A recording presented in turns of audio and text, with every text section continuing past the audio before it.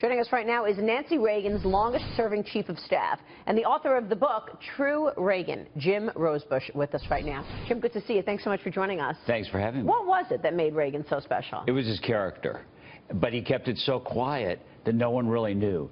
Everyone today knows what Reagan did. They know that they felt safe under Ronald Reagan. They knew that he was protecting them, but they don't know what gave him that strength of character. And it was really his upbringing from his family. He was the son of a preacher, but no one really knew it.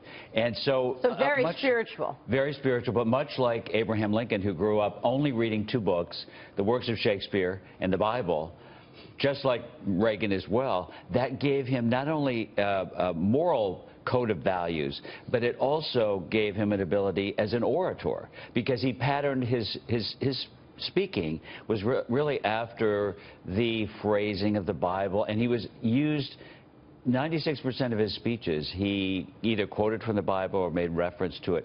Previous presidents had done that an average of 46%. I miss his sense of humor.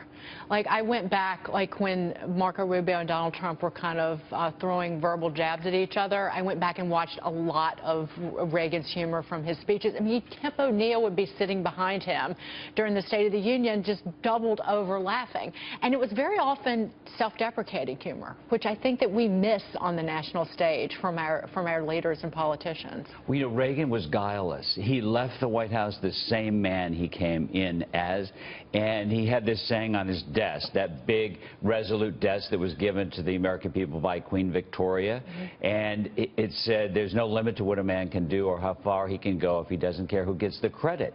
And this was part of the genius of Ronald Reagan. He didn't care. He didn't care if he didn't really care about polls. He didn't care about if he was getting accolades or not. And that allowed him to be able to use humor in a self-deprecating way, and it worked. What about Nancy so Reagan? well. You were Nancy Reagan's chief of staff. What did you see in her as his support and in their relationship that stood out? So elegant. Yes, she was very elegant. But, you know, on that score of using humor, Nancy Reagan would get on the phone with comedy writers, and I would often observe her listening to comedy writers, hearing great stories, because the president, people would line up outside the Oval Office to tell the president the daily joke. And it was a competition on the staff. And I always felt inadequate if I didn't have a good story for him in the morning. He loved to hear great stories, and he would roar with laughter. And, of course, he loved to tell them. But he would also be, well, he's telling that joke again, because he would reuse them. I want to get back to this faith, because the faith, I think, is so important nowadays, and we don't talk a lot about it. You know, there's a lot of negative narrative to it, but faith is so important to drive so many decisions. And I think about Reagan reaching out to people beyond the United States to help them. I'm thinking, obviously, tear down this wall. That's not just driven by your views on being a Republican or being a Democrat or being, having U.S. values. It's really about having Christian values. Well, Reagan fought for individual liberty, and he felt that that was a God-given right, to help others. Okay, but let's go to this speech, which you brought up, the most iconic words of the last century, Mr. Reagan, tear down this wall. If you read the rest of the speech, he says, I'm for tearing down every wall that is built between a man and individual liberty, between a man and his God. So the most famous words are tear down this wall. And that but he says, I want to tear down all walls that separate a man from his faith. Which is what the Pope was talking about when he went after Trump, which is really interesting. So this stuff still matters to this day, and why it's important. What would he think of Donald Trump and his wall?